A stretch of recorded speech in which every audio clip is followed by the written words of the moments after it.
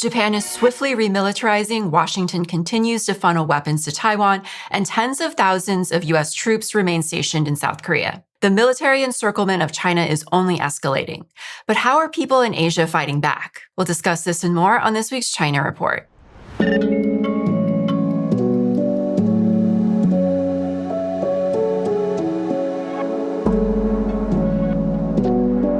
Welcome to the China Report. I'm your host, Amanda Yee. These are this week's headlines. Anti-U.S. protesters clashed with riot police in the Philippines as cops blocked their march toward U.S. Secretary of State Marco Rubio's ASEAN meetings. The protesters waved "No to U.S. war" signs and chanted "U.S. #1 terrorist," condemning Rubio as a war criminal and calling out both the U.S. and the Marcos administrations for selling out Philippine sovereignty through expanded military bases and resource exploitation. The action was organized by Bayan along with other labor coalition and youth activist groups. The unrest centers on mounting opposition to U.S. economic and military initiatives in the region, particularly the Pax-Silica Agreement, which would build supply chains for AI and semiconductor technologies to counter China. While officials pitch a planned 4,000-acre AI and technology hub in New Clark City as a gateway to high-skilled jobs and foreign investment, activists argue it hands over critical land and labor to foreign control.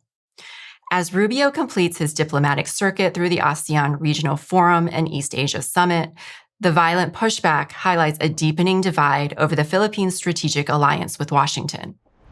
Speaking at the World Artificial Intelligence Conference in Shanghai, Chinese President Xi Jinping called for global collaboration on AI development and governance, warning against overstretching national security concepts to isolate rivals. He stated, quote, "AI development should not be a solo performance by a single country, but a symphony of international cooperation." As Chinese firms rapidly narrow the gap with the U.S. tech giants through cost-effective open-source models, concerns are escalating worldwide over AI's potential misuse in cyber attacks, terrorism, and automated warfare. In response, Xi advocated for a people-centric approach, backed by strict international regulations, technical monitoring, and safety frameworks to ensure advanced AI remains permanently under human control. To bridge the global digital divide, China is launching a major initiative to train 5,000 specialists from developing nations over the next 5 years. Announcing the pledge, Xi outlined plans to bolster technical expertise across the Global South through targeted educational programs and seminars. Alongside this training push, Beijing will establish dedicated AI application cooperation centers in partnership with key regional blocs, including ASEAN, the African Union, the Arab League, CELAC, the Shanghai Cooperation Organization, and BRICS. China is setting an ambitious target to push its average life expectancy to 80 years by 2030, up from 79.25 years in 2025. Under the newly released 15th Five-Year Plan, the government aims to reduce rates of major chronic diseases, curb smoking rates to 20%, and expand critical healthcare services across every stage of life. The strategy focuses heavily on boosting declining birth rates by expanding insurance coverage for assisted reproduction, alongside increasing nursery enrollment for children under 3. To support its aging population, China plans to strengthen cancer screenings, roll out free HPV vaccines, enhance home care for seniors, and construct a 15-minute primary healthcare service circle to ensure rapid medical access for all citizens. Beyond everyday clinical care, the plan outlines a high-tech overhaul of public health defense and biomedical innovation. China intends to fortify its defenses against emerging pathogens and infectious diseases through improved surveillance and cross-departmental coordination. Simultaneously, the nation is accelerating research in cutting-edge fields like gene therapy, brain-computer interfaces, and AI-driven pharmaceutical development while streamlining approvals for critical new drugs. Internationally, the initiative emphasizes global cooperation by expanding foreign medical aid missions, launching China-Africa medical centers, and establishing international hospital hubs to drive clinical trials and advance care worldwide. A 56-year-old food delivery driver has just bagged one of China's most prestigious literary honors. Wang Zhibing won the Luxian Literary Prize for his poetry collection Low Flight, which highlights the daily hardships and pressures faced by workers in the country's massive gig economy. Having dropped out of school as a teenager due to poverty, Wang spent decades working odd jobs, including construction and scavenging, while quietly posting his writing online. He first gained widespread internet fame in 2022 with his viral poem, Man in a Hurry, inspired by a grueling delivery experience, and he's since drawn on interviews with hundreds of fellow couriers to fuel his award-winning work.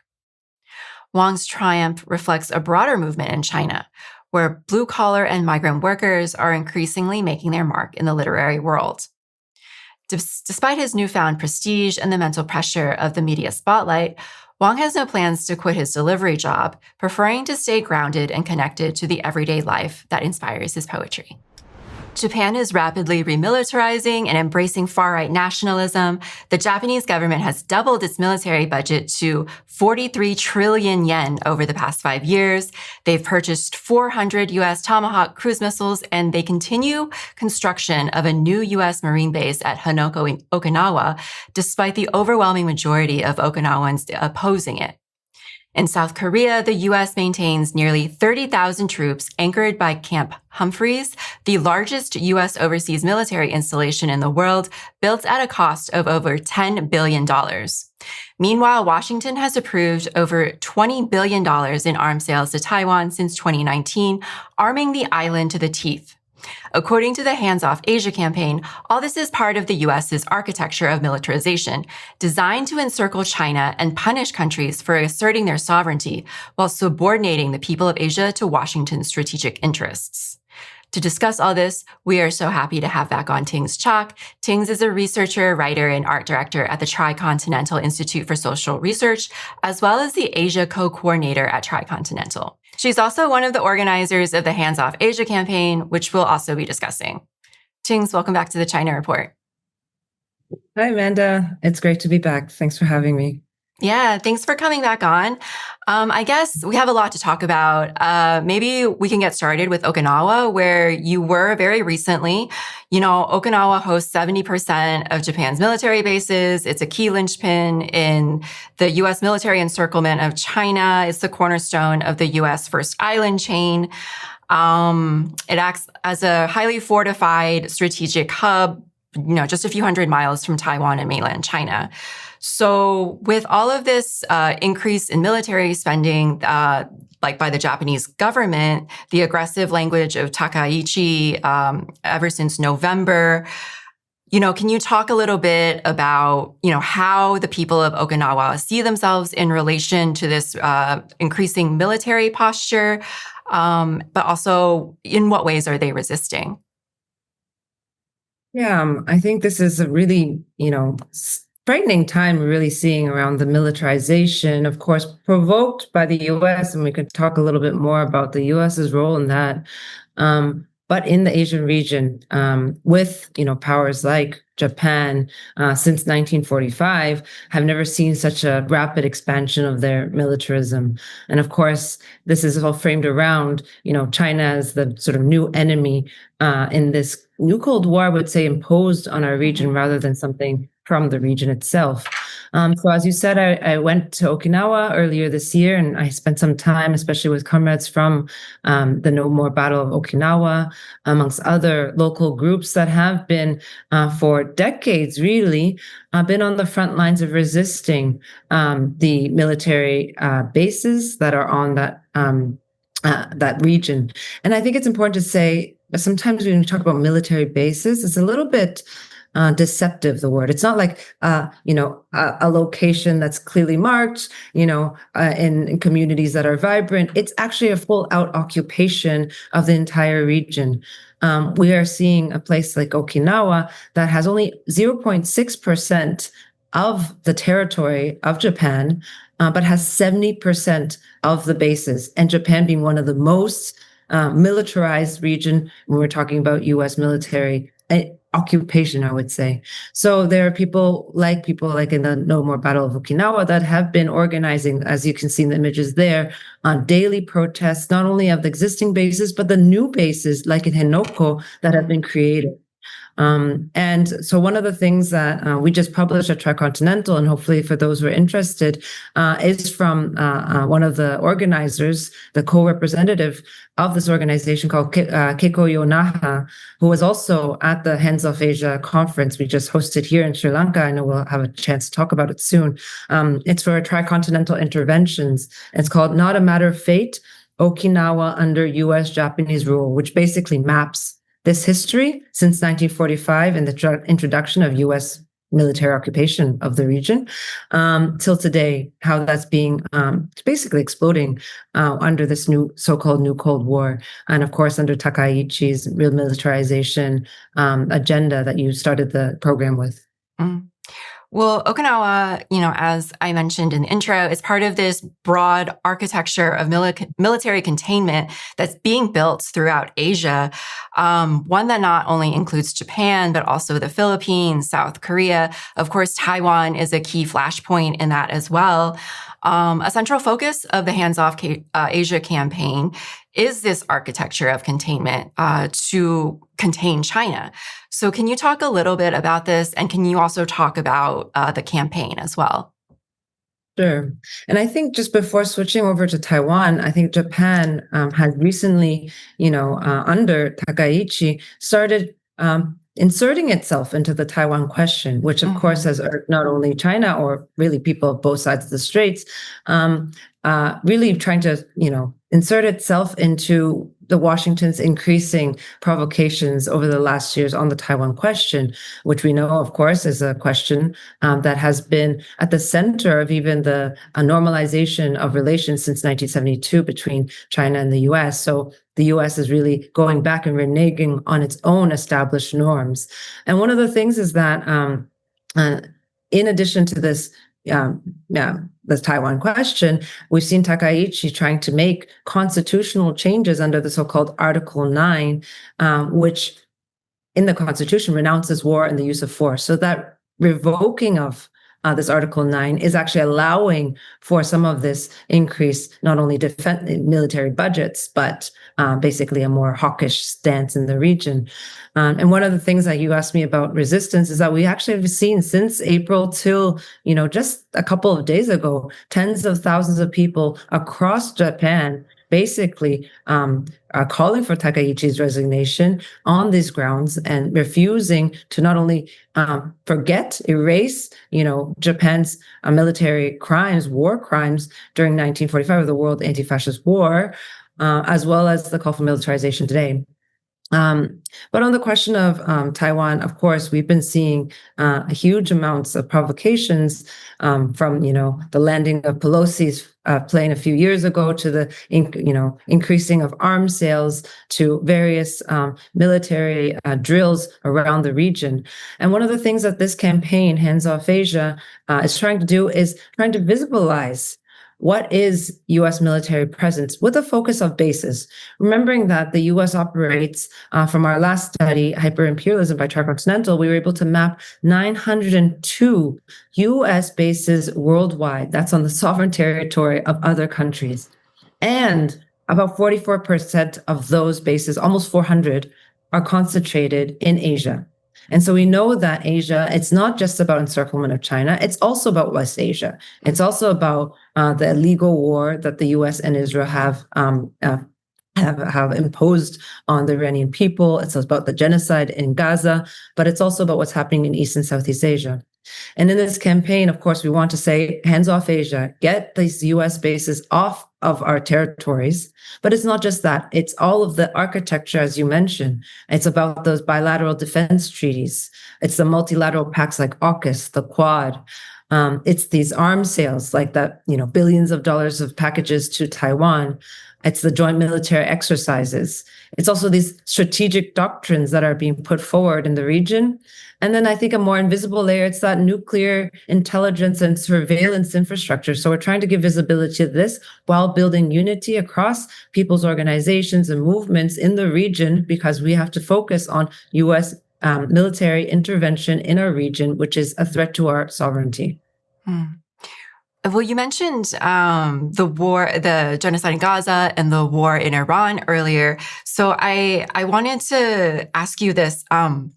In the past few years since we started the show, when we first started it 2 years ago, the new Cold War in China really dominated the headlines.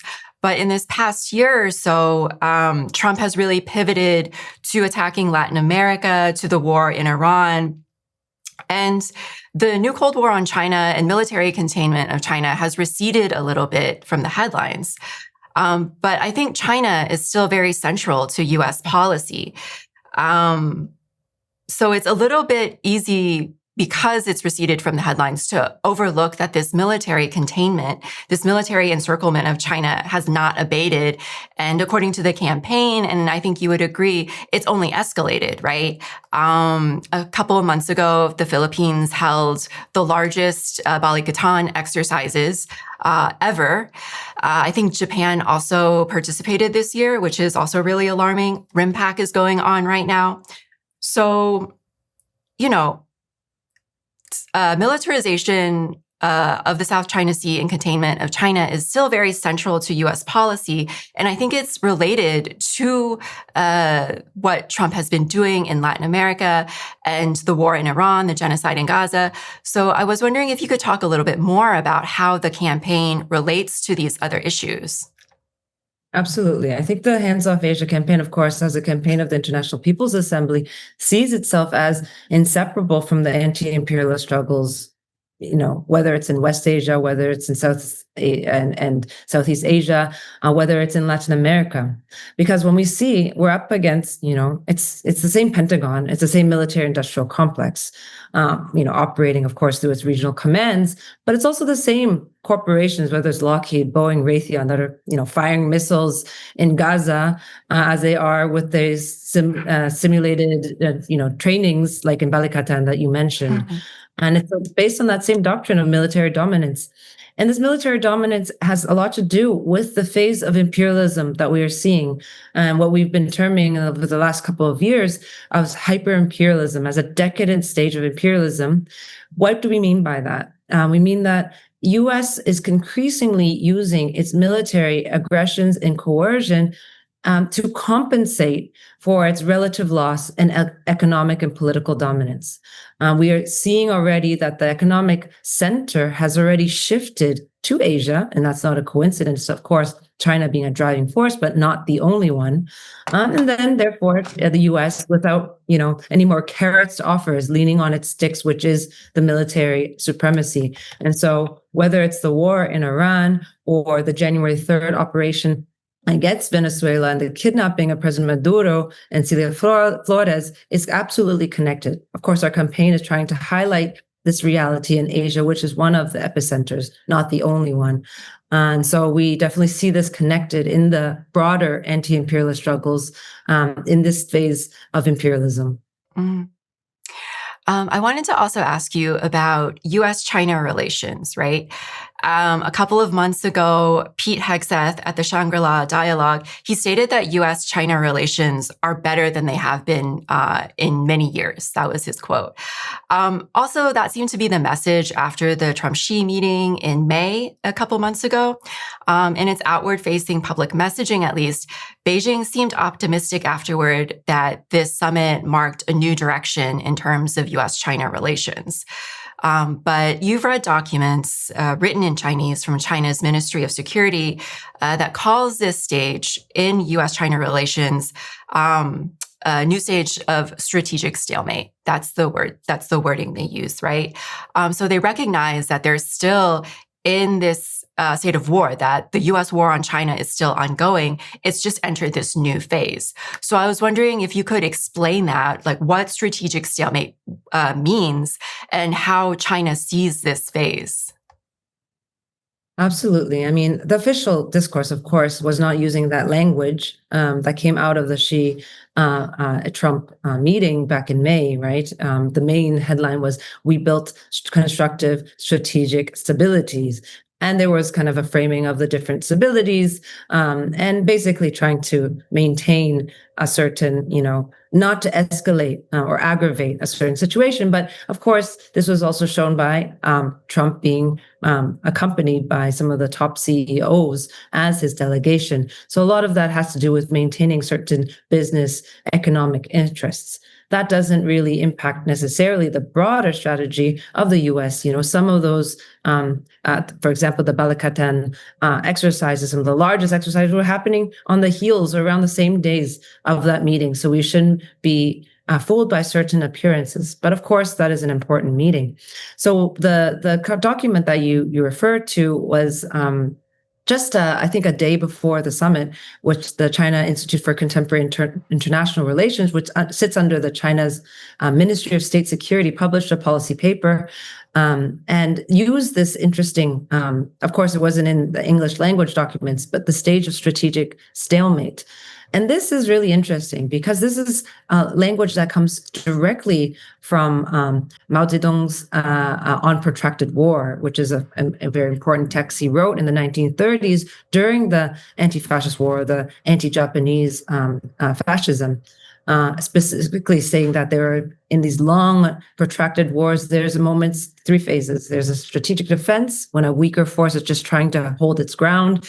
There's the strategic stalemate, when neither side can necessarily deliver a decisive outcome. So that's a strategic stalemate in a broader, protracted war. And then there's a strategic counteroffensive, when the balance of forces tips in favor of the so-called weaker force. So using this language is quite interesting to understand, I think, the broader strategy of maintaining a certain stability while understanding that there is a larger war already in place, of course, being imposed and provoked by the U.S. This military encirclement continues, as we've already talked about. We're seeing different levels of economic coercion. We're seeing, different sets of the basic hybrid war toolbox that the U.S. has really skilled in doing and using already being deployed.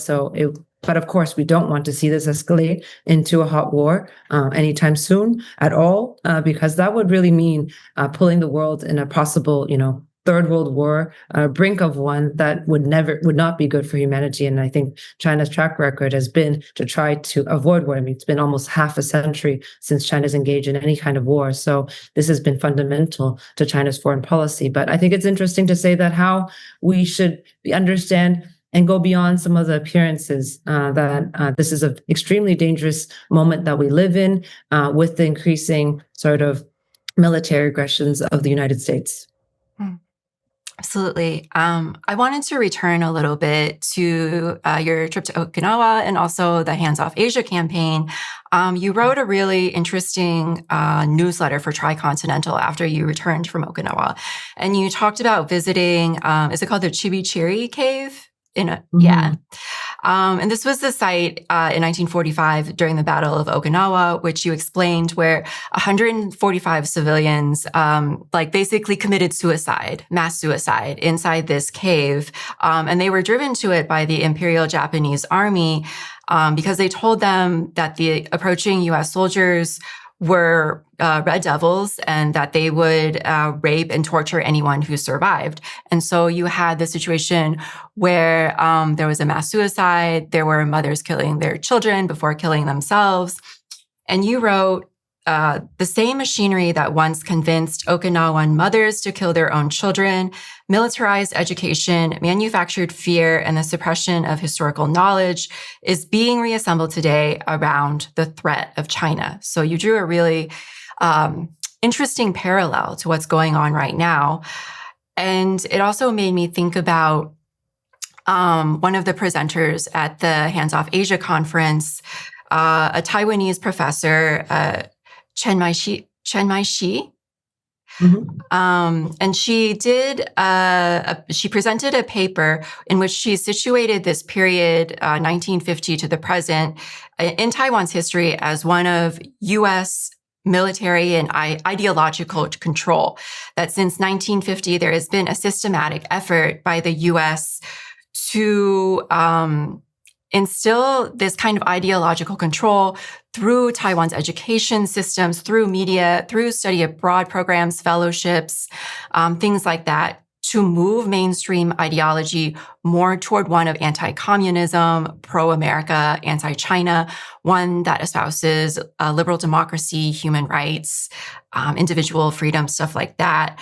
And so that's really interesting, this idea of the battle of ideas and this other aspect of the Hands Off Asia campaign, how imperial domination is not just about militarization, but it's also the rewriting of national history to manufacture a certain kind of politics, the fragmenting of progressive political movements, the fragmenting of national liberation movements that call for sovereignty, all through this kind of ideological control. So I was wondering if you could, speak more to that presentation and speak more to that aspect of the campaign. Yeah, absolutely. I think this is essential and why we've been putting a lot of energy as Tricontinental to sort of get analysis and from the comrades, from the scholars who are on the ground to understand that what we're living today has historical trajectory. And we can't forget that history because the region has really suffered greatly at the hands of US imperialism and war, and that we of all people know the cost of war. And so one of the things I thought was interesting going there is to see this history sort of repeating. And when you told the story about the Chibachiri cave, it's just such a tragic story. And in fact, Keiko, who wrote the latest Tricontinental interventions for us, she said that it seems like we live in an island of tragic fate. But then the actual question really is, well, who decided this fate? Because it's not just a destiny for Okinawans to suffer this history again and again. For those of your listeners who might not know, in the Battle of Okinawa, 1 in 4 Okinawan civilians were killed. They really see themselves not only as being historically a colonized force by Imperial Japan, but also were constantly put forth as the sacrifices in their war ambitions. And then they were also sacrificed again after the end of that war when, in 1951, the so-called San Francisco Peace Treaty, when Japan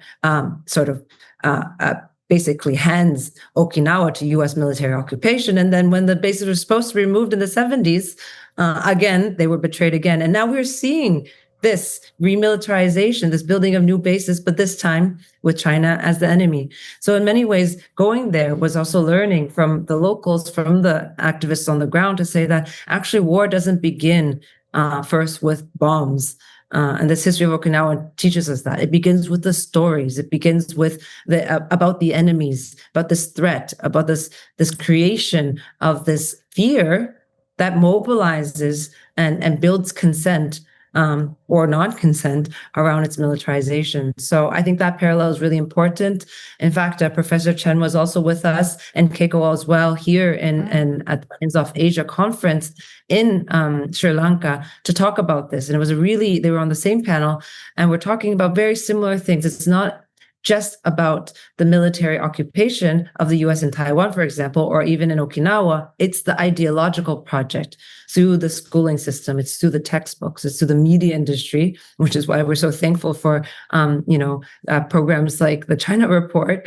But it's also that kind of study abroad pipelines, the NGOs, the Fulbright scholarships, the Asia Foundation fellowships, et cetera, that build generations of an anti-communist sort of liberal ideas, liberal in the liberalism idea, the idea of, capitalist modernization, these ideas of, this human rights, liberal democracy in that particular flavor, and then now being mobilized to justify an impending war. And I think it's highly, highly dangerous. And for that reason, we need to study our history to understand that this didn't begin today, but also that resistance didn't begin today. So I think that is the thing we're trying to highlight through the campaign, learn from our history and build the capacity. We have histories of being able to kick out US military bases. Back in 1991 with popular mass support, the Philippines actually was able to kick out US military bases from the region. Of course, today, 3 decades later, we're seeing that reverse with the building of new bases. But the fact is we have to uplift our history of resistance, our history of solidarity, our history of building Asia-wide, worldwide peace and anti-war and anti-imperialist movement. And that's what the campaign seeks to do. And also what the conference we organized is the International People's Assembly Asia just now, where we brought together people from 17 countries, 15 countries in Asia to discuss what is hands-off mean. Hands-off not only means the military hands-off, it also means the economic, the political, and the ideological interventions to prevent each country from developing a sovereign project. And I think this is some of the most essential questions of our time. Great. Well, you're in Sri Lanka, as you said. The conference just wrapped up last week. But, for those who are interested in learning more about the Hands Off Asia campaign, where can we direct them to? Absolutely.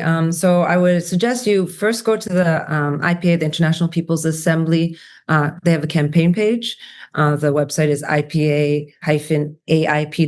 and there you can see the Hands Off Asia and also ways that you can participate and get in touch. Of course, through Tricontinental Asia specifically, we've been producing not only the Asia newsletter, but the Tricontinental interventions and a whole series of analysis to deepen our understanding of each country and region where militarism is intensifying. We also are going to launch what was adopted as the Colombo Declaration from the campaign, really trying to, give a better understanding of what this hands-off Asia means. And so we encourage anyone to also check out both Tricontinental and the IPA's social media. We've been posting a lot, and we'll probably get all the panels onto our YouTube page soon. And we'll also be sharing updates about that. Great. Thanks so much, Tings. It's always a pleasure having you. Yes, thanks so much, Amanda. We're really happy to be able to share this important campaign with your viewers. The Dian Super League, also known as the Yunnan Provincial Urban Football League, was held in southwest China's Yunnan province earlier this month. The finals brought 34,000 fans across 16 different prefectures, and during one of the matches, dancers from the Jingpo ethnic group performed what they called the Dance of Thousands, which you'll see here. So that's our show. We'll see you next time on the China Report.